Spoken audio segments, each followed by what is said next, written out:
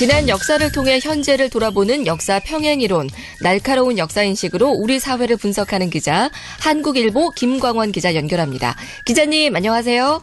예, 안녕하십니까. 예, 오늘 어떤 이야기 준비해 주셨어요?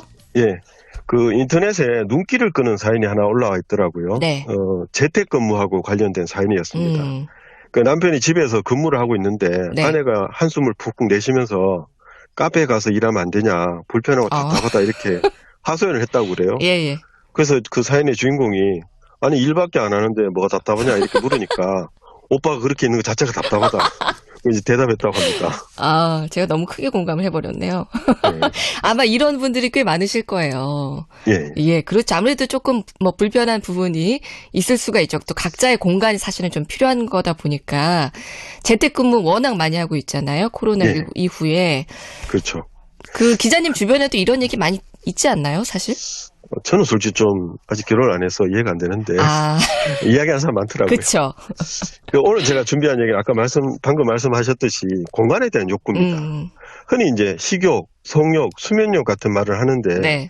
사람한테는 분명히 공간에 대한 욕구도 있거든요. 있는 것 같아요. 내가 다른 사람 눈치 안 보고 있을 수 있는 공간이 필요합니다. 맞아요. 근데 이 공간은 권력이나 힘의 구도가 예민하게 작동합니다. 이를테면 부장이나 사장은 회사가 편한 곳이잖아요. 자기 방이 있으니까. 그렇죠. 신입사원은 불편합니다. 예. 근데 이제 아니면 부장이 출장을 가면 과장은 편해지는데 그 밑으로는 여전히 이제 불편한 공간이죠. 맞아요. 그 뭐 무슨 그 부서장이 특별히 괴롭히는 것도 아닌데 괜히 출장 가면 다들 되게 뭔가 좋아하잖아요. 예. 그러니까 있는 것 자체가 불편하죠. 이렇게 약자들에게는 이 절대적으로 이제 자기만의 공간이 좀 부족합니다. 그렇죠. 이제 얼마 전에 한 건축 전문가가 이제 인터뷰를 한 게 화제가 됐는데 네. 그분이 이렇게 주장했습니다. 현실의 공간을 이용하려면 비용이 많이 든다. 그래서 가난할수록 가상 공간에 빠져든다는 겁니다. 예를 들면 싸이월드나 메타버스 같은 새로운 가상 공간이 생겼을 때 초등학생이 가장 먼저 반응했다는 거죠. 왜냐하면 초등학생은 카페도 마음대로 갈 수 없는 계층이기 때문이라는 거죠. 그래서 오프라인 공간에서 나의 공간을 만들기 힘들기 때문에 온라인으로 간다 이런 분석입니다. 네, 저도 이 인터뷰 봤던 기억이 나는데 되게 공감을 했었어요. 그리고 사실 어른도 커피값 사실 부담될 수 있거든요. 이거 매일 간다고 생각을 하면. 그래서 커피숍 가는 것도 쉽지는 않은데 좀 앉아서 쉬거나 혼자 이렇게 생각 정리할 수 있고 이런 공간들이 사실은 모든 사람들에게 열려 있고 그 기회가 제공이 되는 거는 사실 아니죠. 그렇죠. 근데 커피숍이 정말 좋아요. 저도 이제 정말 급한 기사가 있으면 커피숍 가거든요. 그렇죠. 그 사무실에서 소음하고 커피숍에서 들리는 소리가 다릅니다. 완전 다르죠. 백색 소음 이렇게 말하잖아요. 네. 그러니까 커피숍에서는 누가 무슨 말 하든 나하고는 상관이 없기 때문에 신경 안 쓰이잖아요. 모르는 사람들이고. 그렇죠. 그러니까 커피숍이 없었다면 특히 이런 코로나 시대에 얼마나 많은 우울과 불안이 해소되지 못했을까 하는 생각이 듭니다. 그러니까 그런 곳에 갈 형편이 못 되는 초등학생이 제일 사실 불쌍합니다. 얘기 듣고 보니까 정말 그런데 경제는 많이 발전을 했는데 공간이라는 측면에서 보면 특정 나이대라든지 계층은 오히려 더 불행해진 것 같다는 생각도 들어요. 그렇죠. 네. 근데 이런 불만은 누구한테나 있는 것 같아요. 사극 같은 데 보면 궁궐에 사는 지체 높은 분들이 종종 구중궁궐이 감옥 같다 이런 멘트를 하잖아요. 네. 그러니까 궁은 넓은데 내키는 대로 행동하거나 말할 수 있는 공간이 없었습니다. 그렇죠. 그러니까 눈이 너무 많은 거죠. 그래서 당연히 감옥처럼 여기지기 마련입니다. 그랬을 것 같아요. 한옥에 보면 이제 오로지 이 눈을 차단하는 역할을 하는 구조물도 있었어요. 내외벽입니다. 안채문을 열면은 바로 마당이 보이는 게 아니고 벽이 하나 또 버티고 있는 거죠. 그러니까 안주인하고 얼굴이 마주치기 전에 시간을 잠깐 벌어주는 역할을 합니다. 그 안에서 생활하는 분의 심리적 안정에 기여했다 이렇게 생각합니다. 뭔가 좀 수문장 같은 역할이라는 생각도 드는데요. 그렇죠. 그리고 이제 60, 70년대, 한 80년대까지만 하더라도 봄에는 마을 처녀들이 그렇게 산으로 들러 나무를 뜯으러 갔습니다. 우리 어머니가 그러더라고요. 이 역시 자기만의 공간과 시간을 누리려는 마음 때문이라고 생각합니다. 친구들과 마음속 이야기 나누면서 일상의 스트레스를 해소했겠죠. 이 동서양을 막론하고 남자의 존재 자체가 스트레스인 시기가 있었습니다. 좀 차별이 있었죠, 다들. 존 스탠백이 쓴 에덴의 동쪽에도 여자들만의 공간에 대한 언급이 등장합니다. 여기서는 전 미용실인 줄 알았는데 그게 아니고 양장점입니다. 양장점. 본문을 그대로 읽어보면 이렇습니다. 여기에서는 고래뼈 코르셋으로 여인의 육체를 여신의 육체로 만들 필요가 없었다. 이 양장점에서 여자들은 화장실에 드나들고 과식하고 간지럼을 태우고 낄낄대고 방귀를 뀌었다.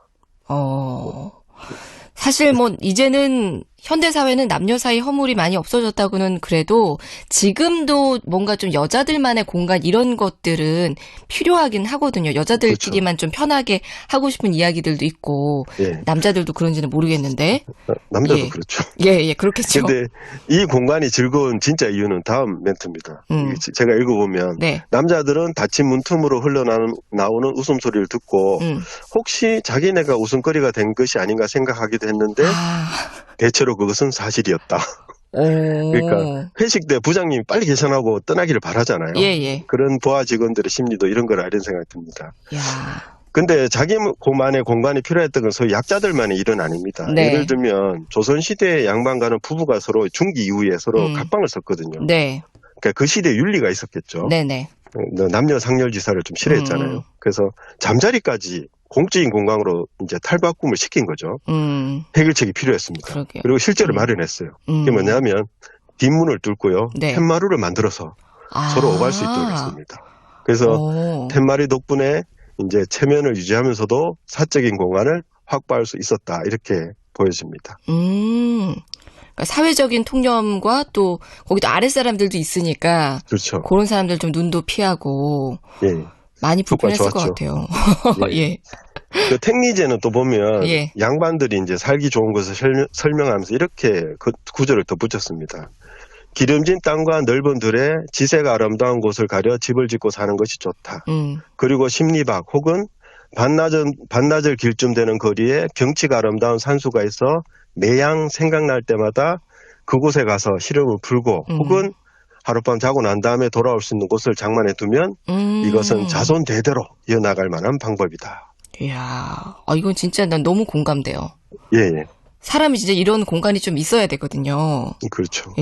그 버지니아 울프가 쓴 글 중에 자기만의 방이라는 글을 제가 되게 좋아하는데 거기도 보면 버지니아 울프가 여자가 글을 쓰려면 자기만의 그 방 같은 게 있어야 된다. 그런 얘기가 나오거든요.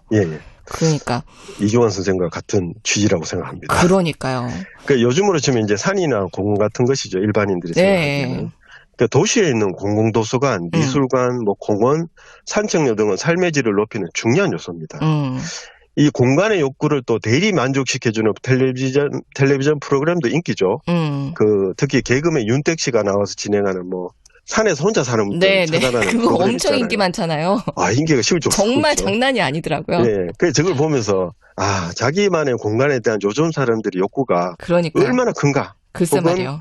마음 편히 쉴 수 있는 공간이 요즘 얼마나 적은가를 증명하는 사례가 아닐까 이런 생각이 들었습니다. 얼마나 답답하면 그걸 보면서 대리만족을 하겠냔 말이죠. 예.